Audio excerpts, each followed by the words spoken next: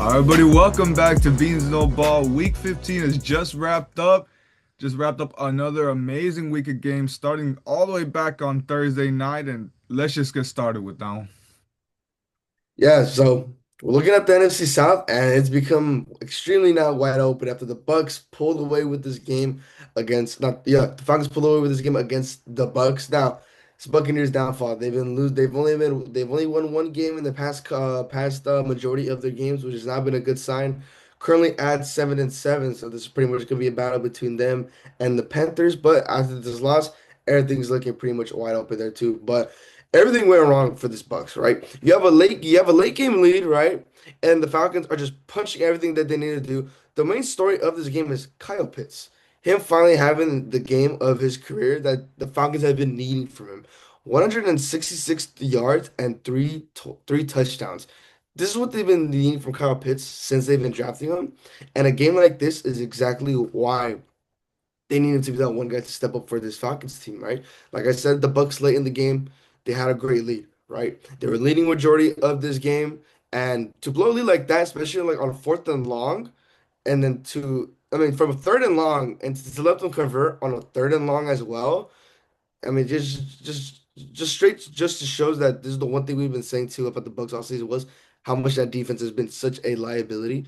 But not even on the defensive side, you're looking at the offensive side as well there too. I mean, Baker for the best of it, he had 277 yards and two touchdowns, but that O-line obviously wasn't a help as they allowed 5 sacks. And then Mike Evans, 132 yards. So that offense, they were clicking when they mattered when they needed to, but it was really the defense that really sold them out when they really needed the help. But the Bucks are 7-7, and this NFC South is wide open. Yeah, absolutely. I mean, we'll also get into the rest of the South. I mean, everyone seems to just be tripping up, but I mean, it's gonna be a slog to the finish and see probably just another what you got? Another first round exit for the NFC South. But yeah, moving into the Sunday slate, Browns Bears, and I mean, never in doubt, right? I mean, you expected a little more fight out of Cleveland, but let's get into it. I mean, Romo Dunze gets rolled out in pregame warmups. You expect that to definitely take a hit to the game plan, but no Rome, no problem. I mean, the rest of this offense really stepped up. Caleb with one of his most complete performances to date. 242 yards and two touchdowns, limits the turnovers. You get the run game going with DeAndre Swift getting into the end zone twice, almost at 100 yards, and without Burden, I mean, without Rome Odunze, Luther Burden really getting himself into it. Not the craziest numbers, but 84 yards, really taking that load off of taking the brunt of the load for the receiving game. But I mean, just to do this against such a great defense that, they lose a step here and there, don't get me wrong, but I mean, 31 points against a defense like that, can't ask nothing more. And I mean, they still got their licks in too. Myles Garrett, 1.5 sacks, up to 21 and a half total, one away from the single season record of 22 and a half. And we'll monitor that with these last three games, see how many he gets, see how high this record goes. But that is just about all the good that happened for Cleveland in this game. I mean, Shador, probably his worst game with three interceptions and three pretty poor reads at that. No one else really got going. Shador was the leading rusher with 24 yards. I mean, it's just Myles Garrett watch from here on out for the Browns. Yeah, that's really the only good thing coming out of the Browns is pretty much Myles Garrett. And thank God he stayed loyal to that team for what he's doing because, that's very unfortunate that he's to stay with that team. But hey, loyalty at its finest. But moving on with the NFC North with the Ravens and the Bengals, and the Ravens shutting out the Bengals to keep their obviously hopes alive in the North. You look at this side of Lamar, obviously, you're looking at this, he didn't really have to do much at all on offense, mainly because this defense has been one of the difference makers, especially, that one pick six that pretty much solidified, the trajectory of the game for the Ravens. But this is exactly what they needed to be, especially after losing to the Bengals prior to their first matchup. The Bengals got Joey B back. And when Joey B is back at quarterback, it is a different offense with that Bengals team because they can actually put points on the board. But you're looking at this and how much the Ravens defense stepped up. They held Burrow to just 225 yards and two interceptions. They didn't allow for zero for touchdowns, and then they got to him 3 times. So really big step up there too. But obviously that offense doesn't have to help since Chase Brown only 53 on the ground, which isn't too bad, but for the whole game, he hasn't been, at this level for the whole season. Jamar surpassed 130, surpassed 100 plus yards at 132, but it was a difference maker from this defense of the Ravens that pretty much got the stop from everything, and then Derrick Henry getting to 100 rush yards. So a lot of both sides of the ball were doing their job against this Bengals team to keep the playoff hopes alive. Yeah, and obviously we'll see on from what happened Monday night. Definitely needed this win regardless. And going into another divisional game, Chargers, Chiefs. For the first time since 2014, the Chiefs are eliminated from playoff contention. We'll have a new AFC West winner, and a lot of the AFC rejoices that they will not have to see Patrick Mahomes in the playoffs. This game, I mean, very similar to what either of these teams played in the week prior. Another defensive slugfest. Not much offense going. Herbert, I mean, despite 210 yards, not really anything going. I mean, you see it in the scoreline, 16 to 10. It was a slog to get through, and the Chargers pulled it out. Credit to Jesse Minter's defense. Obviously, the hits they were laying out throughout the game. I mean, Hollywood Brown and Rasheed Rice, they felt it. They're obviously going to feel it throughout the week. And just look at, I mean, overall, I mean, you hold KC to 230 yards of total offense, 2.3 yards a carry, and like I said, only 13 points. I mean, a big game when you needed it with a team that you already beat. Didn't even get a home game against them going to Brazil. You head into the Fortress in Arrowhead. Huge win nonetheless. And I mean, just looking out the other side, the story for the Chiefs, obviously, Patrick Mahomes goes down with the ACL tear. Also had some structural damage to his LCL, but it does appear that he did avoid some more catastrophic injuries to that knee, to the rest of the ligaments. So, I mean, regardless, he still has a long road to recovery ahead, but it's gonna be at least half a season without Mahomes, and with how KC looked this year, it's very interesting to see how they're gonna fare without him going into next season. Yeah, it's very weird to see that there's gonna be a playoffs without Mahomes for the first time since he's, been the starter for the Chiefs there too. But obviously, we're just wishing it for the speedy recovery. Really sucks, and he pretty much finish out the season with another ACL injury, not another, but with an ACL injury. But moving on with the AFC East, I believe this was another tiebreaker that I ended up getting up with the Bills and the Patriots. And No, we both had the Bills. one Yeah, Oh, we did both. Okay, never mind. So sorry about that. I guess it was just Ravens Bengals then, right? Ravens, Bengals, and the Packer game too. Yeah, exactly like that too. But anyways, yeah, the Bills and the Patriots, and like I said, Josh Allen, you got that quarterback. You guys are down 21-0. He bounced back when you guys needed to be, especially with the division still in the mix here too. Only behind the Patriots, just one game behind the Patriots to get that AFC East. So it's pretty much still in the mix there too. But down 21-0 and you're bounced back when you really need to be, especially with Travion Henderson having himself a game, 140 yards, the two touchdowns and James Cook on the ground game as well to help the Bills get on to top there too. 107 yards and two touchdowns. So I'm pretty sure fantasy owners of those two guys, you must be feeling pretty happy in the playoffs there too. But this is the one thing that, pretty much is now driving me the concern for the Patriots.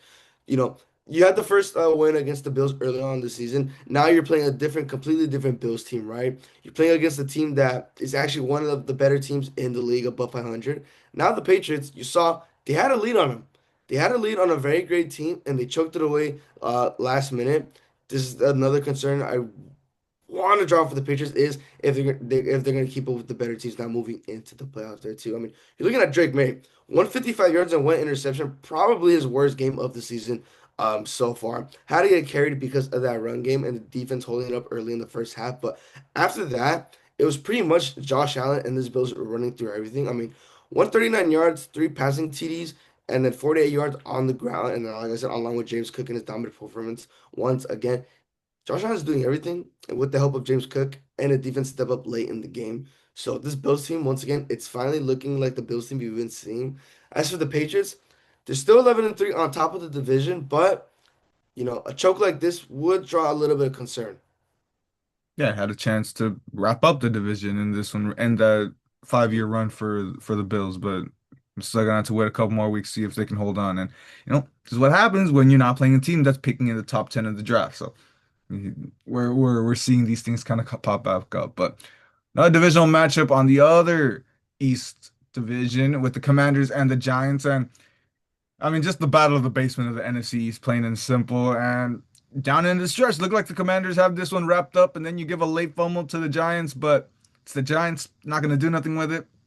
Turnover on downs and wraps up a much needed win for the Commanders. Obviously, not into division standings or anything, but in the end, I mean, let's be honest, a win like this probably saved Dan Quinn's job. You snap an 8 game losing streak, kind of. I don't think they care too much about being. I mean, a pick changing from three-ish moves in the draft. So I mean, they'll take an important divisional win here to sweep the Giants once again. Back-to-back years, they finally do that. And I'm looking into this. I mean, Ja'Cory Krosky Merritt and Scary Terry, both with some really big games that I mean, they've kind of slipped up more recently, but I mean, Krosky Merritt just under the century mark. Scary Terry, 69 yards on the day, both getting into the end zone. And I mean, like I said, this definitely could have saved Dan Quinn's job. If this kept going, that 8 game losing streak kept going, who's to say that Dan Quinn could have been out of job? And it's important for Washington to get this. But as for the Giants, not too much, obviously. I mean, nice to see Jackson Dart. I mean, had a decent game throughout if you take off that interception, but two missed field goals, two failed fourth downs.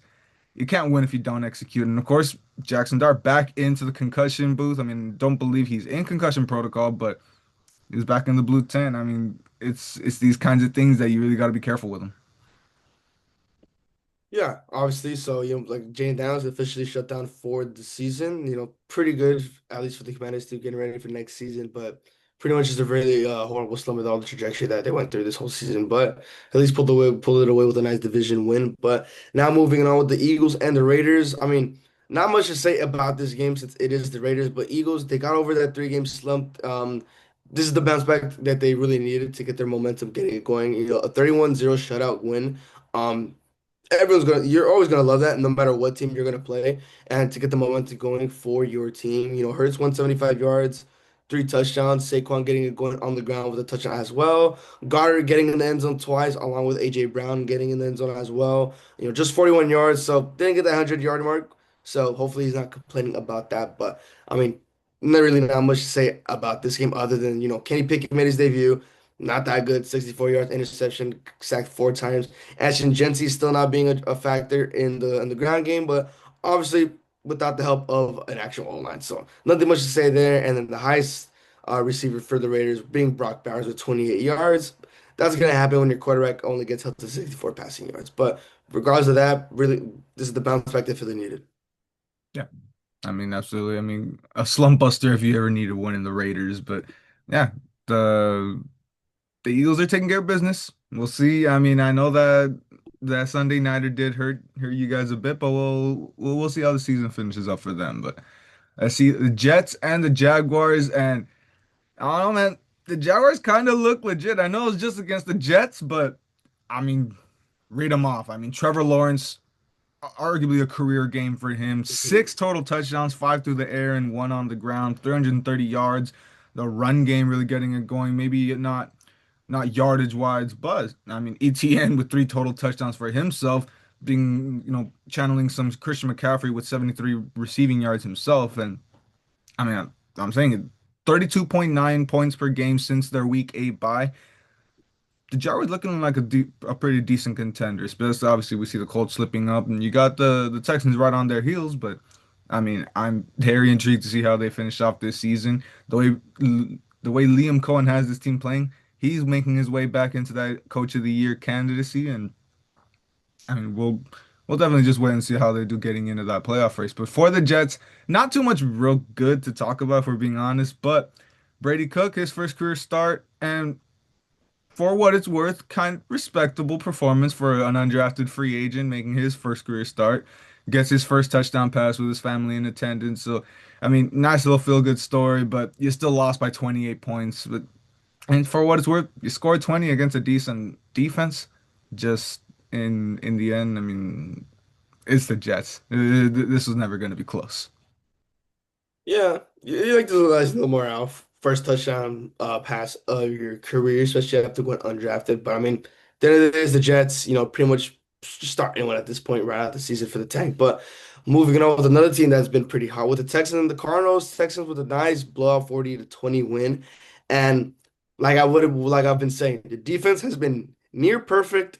And this is exactly what they're doing. It's still keeping their shit going with holding opponents to 20 points or less.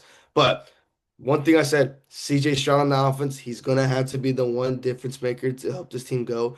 And that's exactly what it is. Even though it was the Cardinals, 260 yards and 3 touchdown passes. This is without a doubt something that's really looking good for this team. Even though, like I said, it's the Cardinals, it is still a Cardinals team led by Jacoby Brissett that could keep them in these games to keep it close games. But, come towards, more in the second half, it was pretty much, iced from there. It was iced a little bit before halftime, but after the next touchdown for the Texans, they pretty much iced it there too. But we've been saying this, it's gonna have to be CJ Stroud to be the guy to actually be consistent, step up on the offensive side. Only got sacked once, which is really good there too. But everything else in that, everything on the offense was clicking. Jawar Jordan wasn't Woody Marks this time. It was Jawar Jordan, 101 rush yards on the ground that really helped them out as well. And then Nico Collins still being the difference maker on that offense, along with Dalton Schultz. He's been also been stepping up on his offense pretty really recently there too. And then, as we said, for the defense pretty much no needed explanation for the defense for the Texans. We see how dominant they are. We see how they can turn on the ball over. They picked up percent just once, but they got stops when they needed to be. The offense is rolling. The Texans are finally starting to make even more noise. Yeah, absolutely. And like I just said, at this point, it's going to come down to Houston and the Jaguars, and Mhm. exciting nonetheless to see who wins this race. Now we actually have an exciting AFC South for once. But moving into, at least on paper, one of the games of the week with the Packers and the Broncos. This was out of the disagreement you're talking about. And credit where it's due. You took it. You 2-0 this week. The Broncos, 11 straight win, playoffs clinch, and with that Pats loss, sole possession of the one seed in the AFC. Obviously, our concern with the Broncos this whole season, we love that defense, but Bo Nix and the offense struggles to get it going at times. This was not one of those games. Credit to Bo Nix, career game for him with 300 yards and 4 touchdowns. One of those going to Cortland Sutton with 113 yards of his own. I mean, this was a game where everything was humming. RJ Harvey, maybe you expected a little more on the run game from him, but when the pass game is so efficient, it's hard to really get the run game going sometimes. But he still got into the end zone regardless. And I mean, even defensively. I mean, PS2 putting this game away in that late drive with his interception, the second one this defense got on Jordan Love, who wasn't great by any means. I mean, yardage wise, okay, but only 1 touchdown. Your leading receivers, Jaden Reed, with only 55, and in the end, I mean, when Christian Watson goes down in the game, the pass game is probably going to be expected to take somewhat of a hit, but. I mean, you probably did expect a little better. I mean, this is probably just a testament to that Broncos defense, but that Packers defense definitely expected a lot more. And about that Packers defense, it's only getting worse. Is now the big story of this game coming out of it. Michael Parsons feared to have torn an ACL. I'm MRIs are we're still waiting on that, but I mean it's pretty much all but confirmed. It's very unfortunate. First year with the Packers, he was definitely being a standout, a difference maker on this team, and now they're losing the guy that they offloaded two first round picks on. Yeah, honestly, that's the more unfortunate news there too. And with the amount of ACL injuries we've had this season, it's Exactly. starting to draw a lot of concern. And now with this, that Packers defense is going to take a huge hit now moving forward. But moving on with the atrocious AFC South, the Panthers and the Saints. Now, this Panthers team, they had a 17-10 lead in the fourth quarter, and they let the Saints score 10 unanswered to pretty much win the game here too. The 4-10 with Tyler Shook.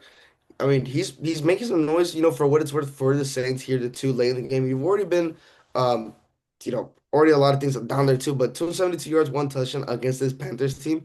But even with that being sacked 5 times as well, I mean, we've been saying this with this Panthers team. They're a little bit streaky. You never know when they're going to be good. You never know when they're going to be bad. It's always going to be something on and off with this Panthers team. But it's not to say the least. They're tied in the division with the Bucks right now, so anything could really happen there too. But I mean, and again with Bryce Young still not being a difference maker. I mean, you're looking at everything he's been trying to do, but 163 yards, just 1 touchdown and not scoring anything in the fourth quarter to pretty much solidify this again there too. Rico Dowdle, who's been, I guess, the hero for the Panthers this season. Just 49 yards on the ground.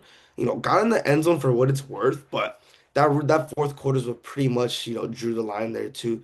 Zero points, and then the Saints just run through there too with Tyler Shough.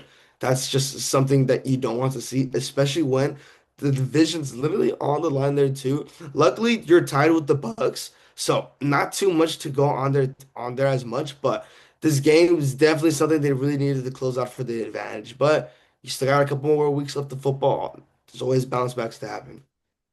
I mean, the duality of the Panthers, man. I mean, you beat the one seed a couple weeks ago, Mhm. and you lose to the worst team in the NFC just a few weeks out there. I mean, it's unfortunate. Like I said with the Panthers half the time, it's a huge wasted opportunity that they could have taken the lead in this division. But they still have two games against the Bucks to finish off the season. It all comes down to that. And going into my game, arguably the game of the week with the Lions at the Rams. And my Rams started out rusty on this one, both sides of the ball. Matthew Stafford struggled with his accuracy early, throwing a near pick six, if not for Colby Parkinson's DK Metcalf type chase down on Aiden Hutchinson to save a touchdown there. And I mean, defensively, you could not cover Amon-Ra to save your life. I mean, he was just cooking this secondary. Looked just like a couple weeks ago with the Panthers. You could not get a stop through the air. But second half was a different story. I mean, early in the second quarter, you're down 24 to 14. Right away, early in the third quarter, the score ends up 34 to 24. 20 points unanswered. I mean, this defense just turned it in a blink of an eye. And I mean, the catalysts are there. I mean, Puka Nacua, unstoppable. I mean, career high 181 yards. Didn't get in the end zone, which I would like to see, but I mean, the more important thing, he went down with cramps. He's at this point somewhat questionable for Thursday. Devontae went down, re-aggravating that hamstring injury, so he is probably gonna miss the Seahawks game. So there's a lot to look into there that we can get into. And I mean, but the run game, I mean, Kyron and Corum both rushing over 70 and getting into the end zone. I see finally leaning into that run game, something McVay struggles to do at times. He did not blink to do that in this one. And defensively, the biggest thing I talked about is can you limit the Lions' run game? They absolutely did, holding both of them to 30-ish yards, both Gibbs and Monty. That was the catalyst to actually get this defense finally going. I mean, for the Lions, I mean, sorry, this one was just bad defense. I mean, plain and simple. You can't stop a run. You can't limit the pass. Goff did what he could do. I mean, putting up 34 points against a great defense. I mean, obviously, Amon-Ra and JMO doing their own part. But when your defense gives up 520 yards of total offense, it's hard to win a game. Yeah, this game was very crucial for both of these teams, especially for the Lions, to get in that playoff contention. Rams for that one seed, but you see what happens when the one team finally takes advantage early on after multiple mistakes. This is the outcome you get. But moving on with another team that's still, in the mix of the playoffs, the Niners and the Titans. This game started looking a little bit concerning for the Niners, just being up only 17 to 10. At the second half, Cam Ward was looking, like what they expected from Cam Ward. But, early on, you score 14 in the third and you score six in the fourth to pretty much solidify this, get the Titans a little bit more garbage time yards. But this is what you want to see, especially from Brock Purdy, right? Since he's returned, he's had a bad game here, bad game there, another good game there. This game, sure, it was against the Titans, without a doubt. So you see, not as impressive, but this is what, something to get Brock Purdy in his rhythm. 295 yards and three touchdown passes. Did not turn the ball over once and only sacked twice. So this is what you want to see from your quarterback to feed the consistency. And then McCaffrey still being a catalyst on the ground game for once. Wasn't a factor on the air. It was just on the ground, 73 yards and one touchdown. But that's pretty much all they needed for the Niners to walk away with this. Pearsall, 96 yards, but unfortunately, he went down with another injury, so he will miss again some more time. Very unfortunate for that. But alongside that, you got Kittle made his way into the end zone and also clocking in at 88 yards. But the Niners, they're 10-4. A 10-win team that's still, they're trying to keep the spot. They're fighting for a spot. Everything that was just pretty alarming since we see how strong this NFC is. But looking on the Titans side, Cam Ward, you got two touchdown passes for what it's worth. You kept it a 7 point game at halftime. But other than that, same story with the Titans.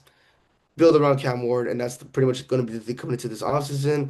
Other than that, love seeing my boy Tony Pollard go over 100 yards on the ground with one touchdown. So that's at least another nice thing to see for this Titans team. Yeah, it's nice to see the Titans giving the Niners a fight, even though I mean they ended up Mhm. pulling away. I mean it's something good to see something that you build on for Cam Ward, but I mean you don't feel bad about losing games like this, get that draft position up. But moving into Colts Seahawks and Gramps still got it, man. I mean, it looked like Old Man Rivers was actually gonna do it. He played good for someone that hasn't played in 5 years, completing 18, threw a touchdown pass in there, first getting his first game since the wild card in 2021. But I mean, you get that late drive, believe some third and longs to get him. Arm didn't look too bad, getting into Blake Grupe's field goal range, well, just outside of it.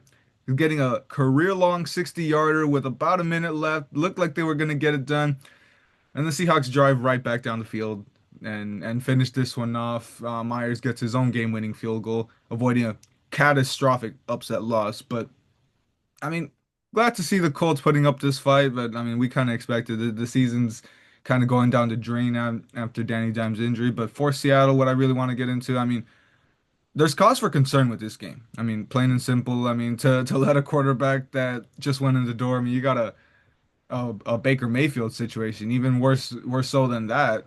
And to see him give this much of a fight, see how bad your offense looked in general. I mean, no touchdowns to speak of. Jake Myers had to be the catalyst in this one. 6 field goals to win this game. No run game. Zach Charbonnet only getting 31 yards as your leading rusher, and I mean your saving grace.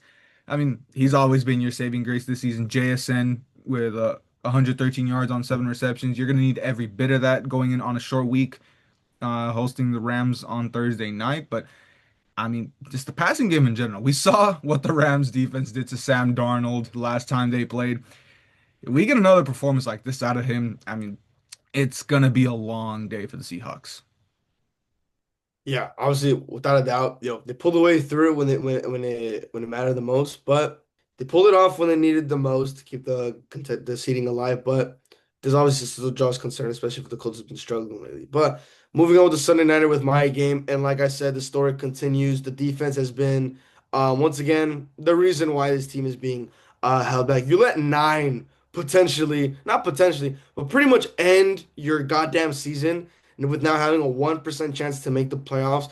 Now with everything was going our way, the Lions, at least with the Lions losing and the Packers losing to improve our chances of making the playoffs. Now you're dropped to 6, 7, and 1 with the 1% chance of making the playoffs. And the only way to go in this is win out, obviously. And now the Eagles got to lose out for the division because that is the only way for us to make the playoffs. Eagles still got the Bills and 2 games against the Commanders. I doubt them. I doubt them losing to the Commanders twice, right? But you're looking at this whole game. I mean, Dak, right? He was getting this is the one time now he was getting pressured the whole game from Brian Flores, and this is a Brian Flores defense that is nothing to be played with. Like, yeah, there's times where he got shut out. This team got shut out, but now looking at this with this Cowboys defense, anything is possible, right? The O-line was absolutely not blocking. They got to Dak twice, right? But the pressure was there, and the one time where Dak, he's been great against the blitz this whole season. This game, unfortunately, that is not in the case in this scenario, especially with that O-line not helping them as well. But honestly, the story was just the defense, everything, and the Brandon Aubrey with the season on the line, he misses 2 crucial field goals, which is something very unexpected. Had he made those 2 field goals, that last drive would have been a completely different story. Would have been a game. Would have been winnable. You're looking on the Vikings side, right? Jordan Addison was the leading receiver with 66 yards. Aaron Jones 34 yards on the ground. They were holding it down. But McCarthy 250 yards, 2 touchdowns, 1 interception. Freaking Jalen Naylor got in the end zone twice. Deron Bland is washed. Kenneth Murray, why is he still there on the team? I have no reason at all why. JJ McCarthy, when he was getting blitzed, he was doing nothing. I have no idea why Eberflus stopped blitzing McCarthy because that was pretty much why. First drive, you blitz him, that ended up being an interception to Quinnen Williams. I don't know why this Cowboys team, when something works, they straight away they roll away with it. This Cowboys defense, I mean, yeah, that's pretty much just the story of the season. But they're selling pretty much Dak Prescott's his best season of his career. Yeah. I mean, plain and simple, yeah. Can't say much more of it. I mean, I went to work. right after that Quentin Williams sack, at that point, I thought this is gonna be a long game for the Vikings, but I mean, crazy coming back to see that. But I mean, yeah, like you said, there's a chance. There's a chance, but I mean, Philly's not losing two to the Commanders and If JJ the McCarthy ends up Giants. having, yes, if JJ McCarthy ends up having a bad game against the Giants, this will upset me even more. This will even upset That's, me I even mean, yeah, more. absolutely. But hey, I mean, you had your belief in nine, Christian. Not against, unfortunately, it had to be against us. Exactly. He only did it week one and now this one. So I mean, see which one. And Justin Jefferson didn't even do anything. I'm not even Yeah, in the playoffs, but that pisses me off. Because why did I draft Justin Jefferson? and But he dropped the wide open touchdown pass to in the end zone. exactly, man. But I mean, going into capping it off Monday night. I mean, at least this first half, it was a slog to get through, man. I did not want to watch this. I mean, not really great teams, but yeah, the Dolphins Steelers, I mean, only 7-3 at half, but second half, Steelers definitely do really start picking it up. Two touchdowns in the fourth and two touchdowns in the third, another one in the fourth.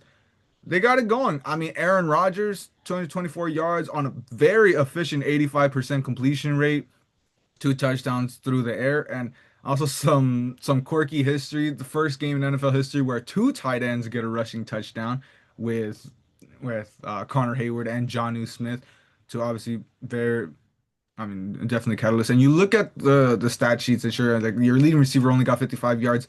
We harp on that with some of these teams, but I mean this one with DK only getting 55 yards, it's also getting into the end zone.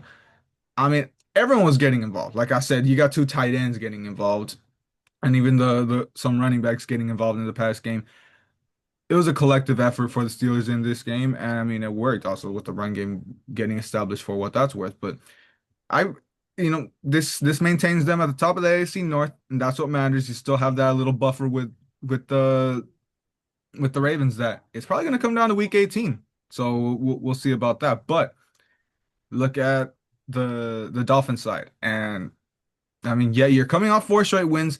Slimmer of hope to maybe still stay in that playoff conversation, and you put out a dud like this. Then you go into the fourth quarter down 28-3, and you're taking your time, taking long huddles, not using timeouts, just puzzling to say the least. Then after you get two touchdowns, you try to hurry up, you get an onside kick. I mean, it's just bad to see. You see Tua laughing his ass off on the sidelines. 0-6 now in 40-degree weather. So I mean, obviously, fair weather is the only way the Dolphins can succeed. But I mean, just really disappointing. I mean, still, I honestly do believe McDaniel's probably saved his job with this recent stretch. But I mean, this Dolphins team just looks checked out, plain and simple.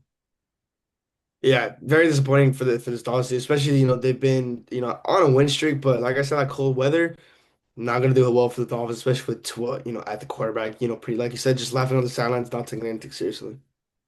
Yeah, I mean, yeah, absolutely. And yeah, that wraps up these games. I mean, you got a lot of good and a little bit of bad mixed in there, but I mean, going into those picks, Christian, and I mean, yeah, you got me this week. I don't know why. Well, I mean, there were some good games and some decent disagreements. I think you could fault me for maybe taking the Bengals, but yeah, you got 12-4. I got 10-6. So you're only down four with 3 weeks left. See what you could do there. See if some disagreements can make this interesting. But I think that wraps it up. Thank you guys for tuning in for our week 15 recap. And be sure to tune back in. It will still do a little bit of those at least get those power rankings up. Be sure to tune back in for our next couple videos and we'll see you back.